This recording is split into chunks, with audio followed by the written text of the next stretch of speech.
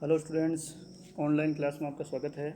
मैं डॉक्टर नायनलाल मली, सहायक आचार्य इतिहास, राजकीय महाविद्यालय रायपुर भीलवाड़ा। आज हम बीए पार्ट थर्ड में पेपर सेकंड में अमेरिकी स्वतंत्रता संग्राम के कारणों के बारे में थोड़ा डिस्कस करेंगे। पहले हम देखें थोड़ा अमेरिकी स्वतंत्रता संग्राम से पूर्व अमेरिका की खोज किसने की, अमेरिका में कौन कौन सी अंग्रेजी बस्तियाँ थी, पहली अंग्रेजी बस्ती किसने बसाई। हम थोड़ा इसकी ऐतिहासिक पृष्ठभूमि के बारे में देखते हैं। 1492 ईस्वी में क्रिस्टोफर कोलंबस ने अमेरिका की खोज की और अमेरिको वेस्पूची नामक इटालियन नाविक के नाम पर इस नए खोजे गए प्रदेश का नाम अमेरिका रखा गया। अमेरिकी संसाधनों, विशेष तौर से सोने चांदी की प्राप्ति के लिए यूरोपीय देशों इंग्लैंड, हॉलैंड, स्पेन, स्वीडन, पुर्तगाल आदि ने यहाँ रुचि दिखाई, मगर 16वीं शताब्दी के प्रारंभ तक यहाँ इंग्लैंड की स्थिति सभी देशों के मुकाबले अधिक मजबूत हो गई।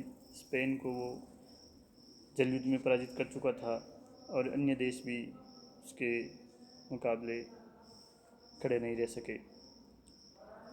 1606 ईस्वी में इंग्लैंड के राजा जेम्स प्रथम ने लंदन एवं प्लीमथ कंपनी द्वारा अमेरिका में पहली अंग्रेज बस्ती 1607 ईस्वी में क्रिस्टोफर न्यूफोल्ट के नेतृत्व में वर्जीनिया में जेम्स नदी के किनारे बसाई। इस पहली बस्ती का नाम जेम्स टाउन था।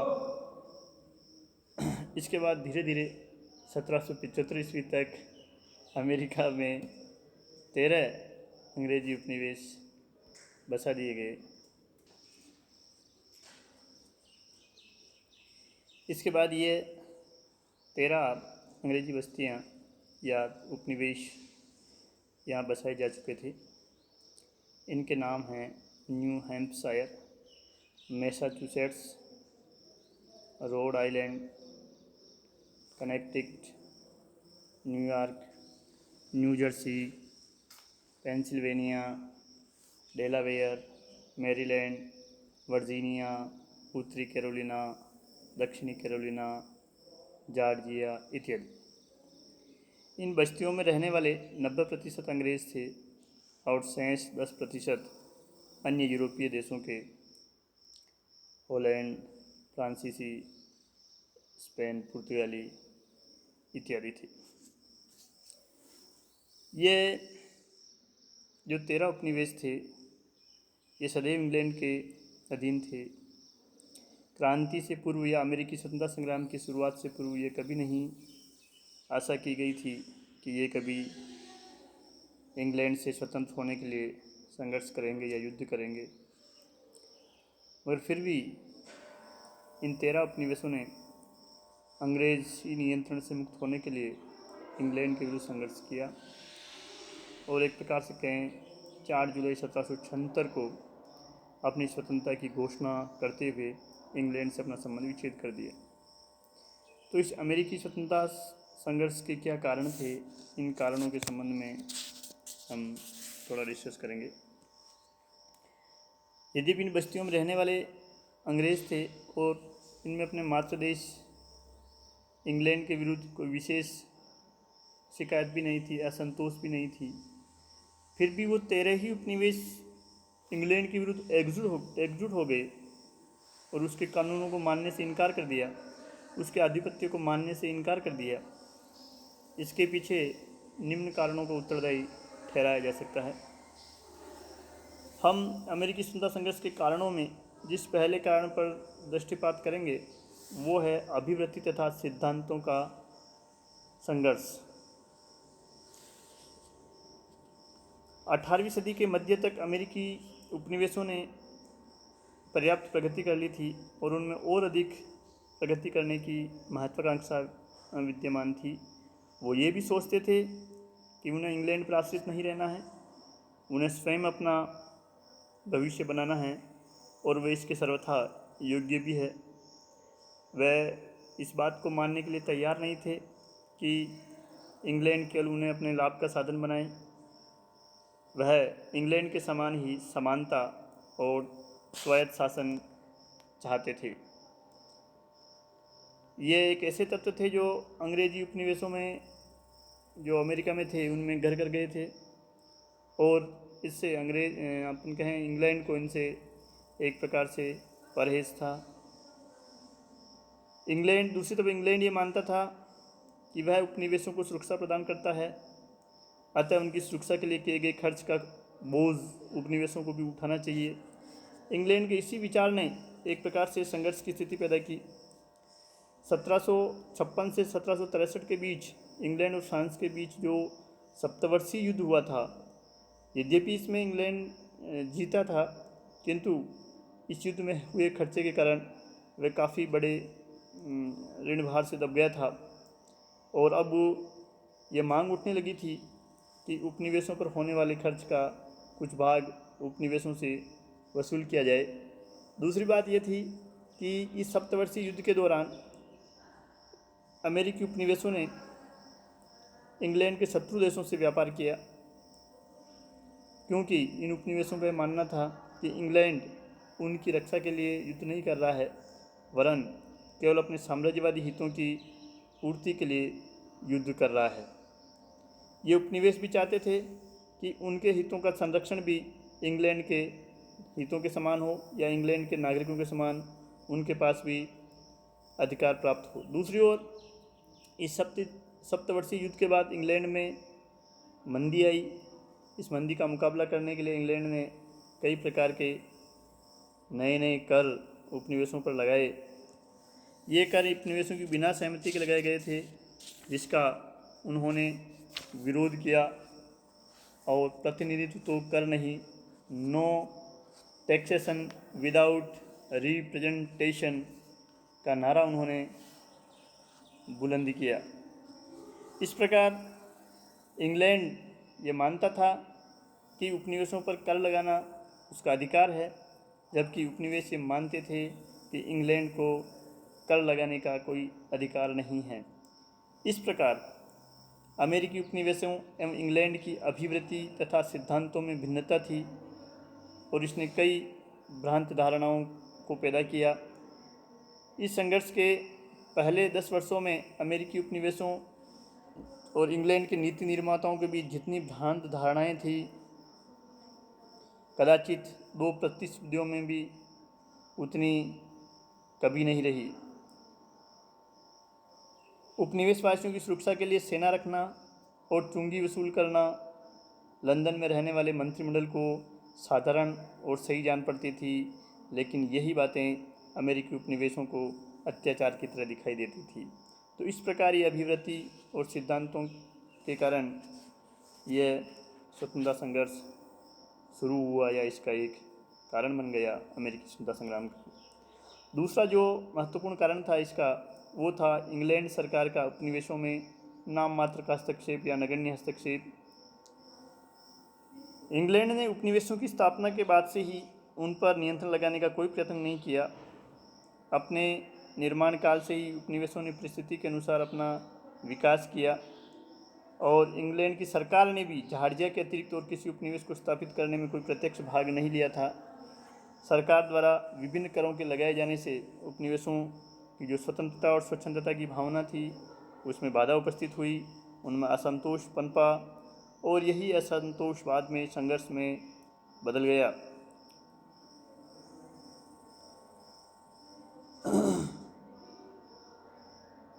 पूरी 17वीं शताब्दी में सम्राट और संसद में अधिकारों के लिए संघर्ष चलता रहा। दोनों संस्थाओं के समर्थकों में एक प्रकार से गृहयुद्ध की स्थिति बनी रही। इस समय इंग्लैंड के राजनीतिज्ञों को उपनिवेशों में हस्तक्षेप करने के लिए अपन कहें समय ही नहीं मिला। दूसरी ओर 18वीं शताब्दी के मध्य तक इंग्लैंड की आर्थिक व्यवस्था का मुख्य आधार ही व्यापार था, और इस व्यापार के लिए उन्हें कच्चा माल तंबाकू, चीनी, लकड़ी, चावल, मछली आदि इन अमेरिकी उपनिवेशों से प्राप्त होता था।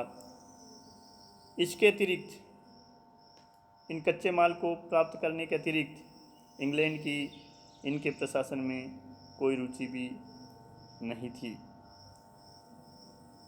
तो इस प्रकार प्रारंभ में इंग्लैंड ने इन उपनिवेशों में हस्तक्षेप नहीं किया, और बाद में जब उसने विभिन्न कानूनों और तर्क का सहारा लेकर इन उपनिवेशों के प्रशासन में हस्तक्षेप करने का प्रयास किया तो इसे उन उपनिवेशवासियों ने सहन नहीं किया और संघर्ष की स्थिति पैदा हो गई।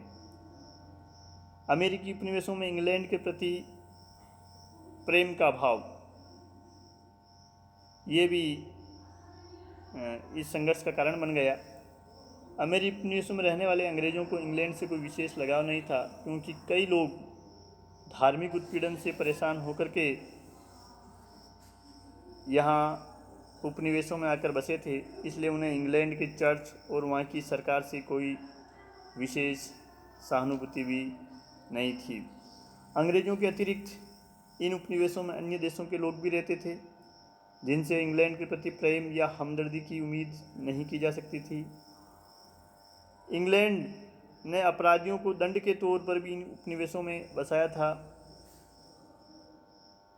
जेल के अधिकांश जजों को उसने प्रोत्साहित किया कि अपराधियों को इंग्लैंड में जेल में रखने की बजाय अमेरिका में जाकर बसने का अवसर प्रदान करे। इस प्रकार ऐसे अपराधी लोगों की संतानों से इंग्लैंड के प्रति प्रेम की आशा नहीं की जा सकती थी।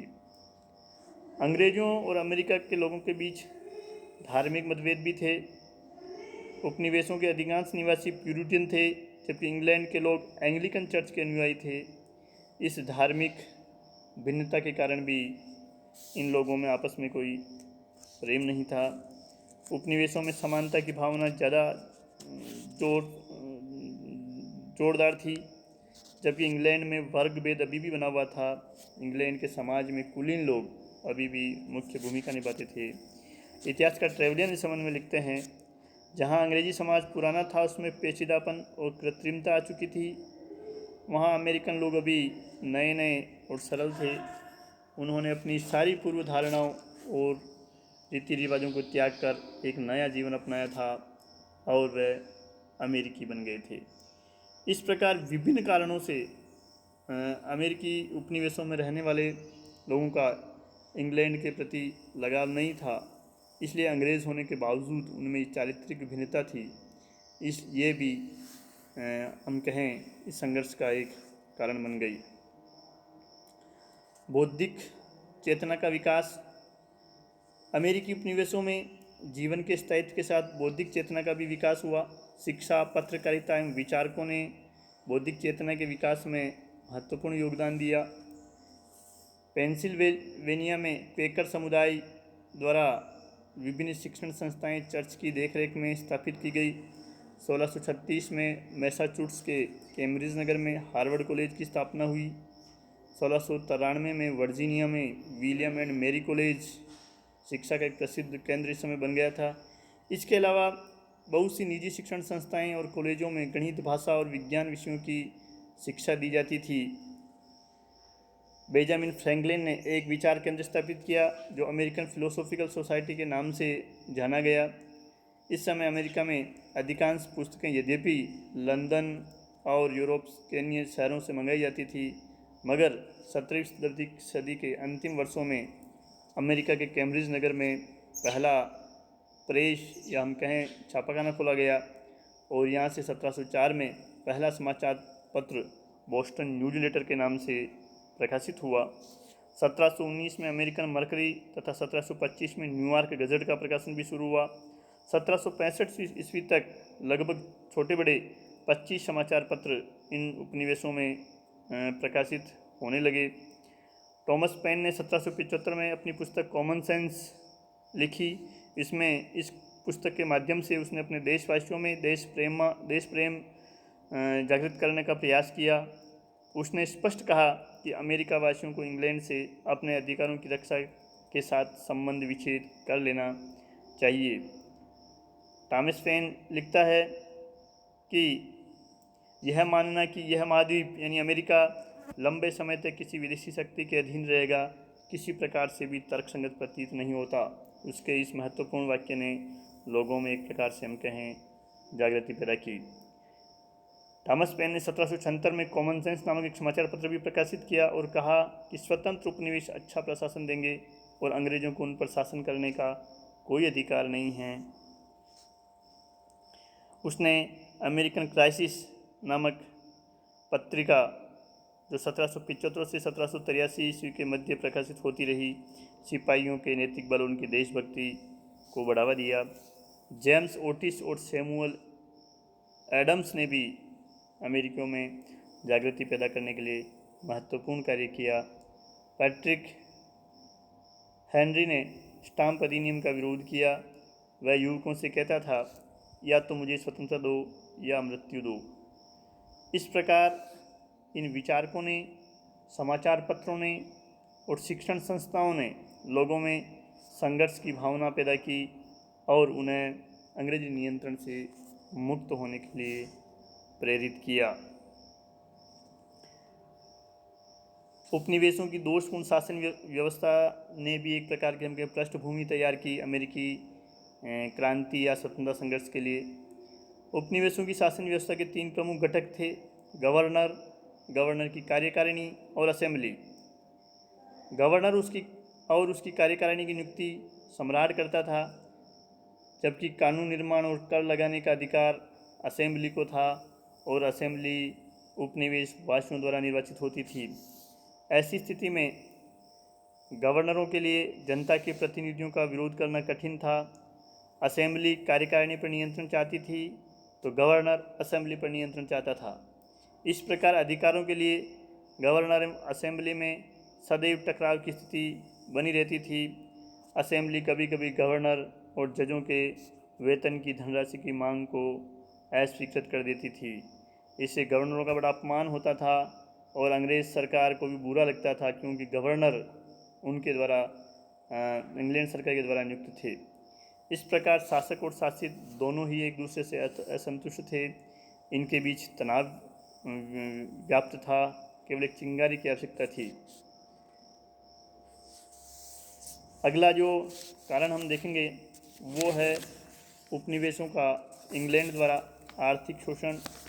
अंग्रेज सरकार ने उपनिवेशों के लिए व्यापार संबंधी अनेक कानून पास किए, जिनसे इंग्लैंड को लाभ पहुंचता था।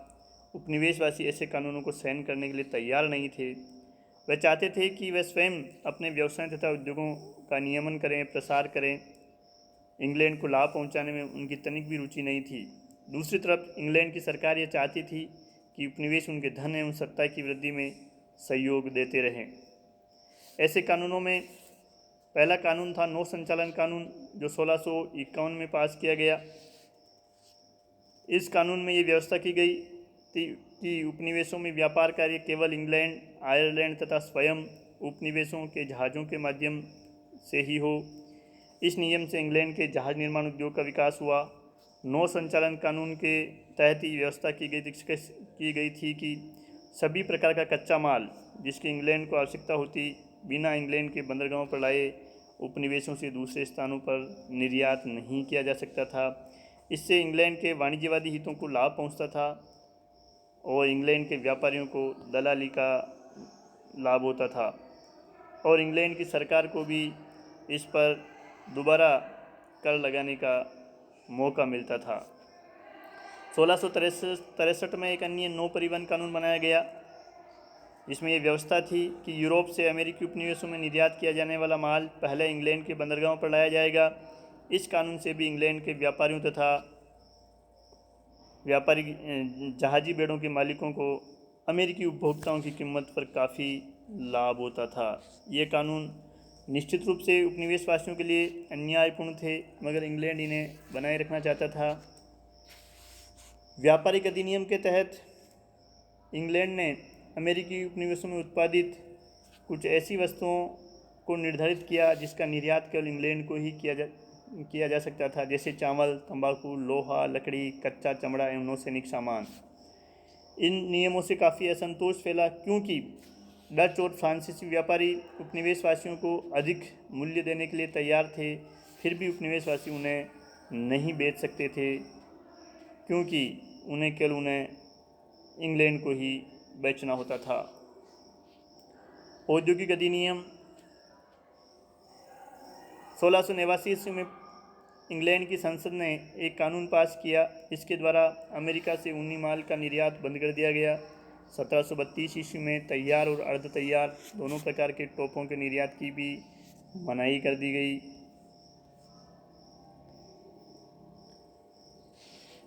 (1750) ईस्वी में जब इंग्लैंड की सरकार ने कानून बनाकर अमेरिकियों को लोहे के कारखाने स्थापित करने से रोक दिया। अब अमेरिकी उपनिवेश न तो लोहे की छड़ें बना सकते थे और न वह कच्चा लोहा ही बना सकते थे। ये सभी कानून उपनिवेशवासियों के लिए हानिकारक थे। फिर भी उस समय इनका उतना विरोध नहीं हुआ, क्योंकि कभी भी इन कानूनों का सख्ती से पालन नहीं किया गया। उपनिवेशवासी जब चाहते इन कानूनों की अवहेलना करते रहते थे। इस प्रकार कानूनों के होते हुए भी लोगों द्वारा उनकी अवहेलना किया जाना एक ऐसी आदत बन गई जिसने उपनिवेशवासियों को इंग्लैंड की अवहेलना करना सिखा दिया। मगर जब जॉर्ज तृतीय के शासनकाल में इन नियमों का सख्ती से पालन किया गया तो उपनिवेशियों ने इसका कठोर तीव्र विरोध किया।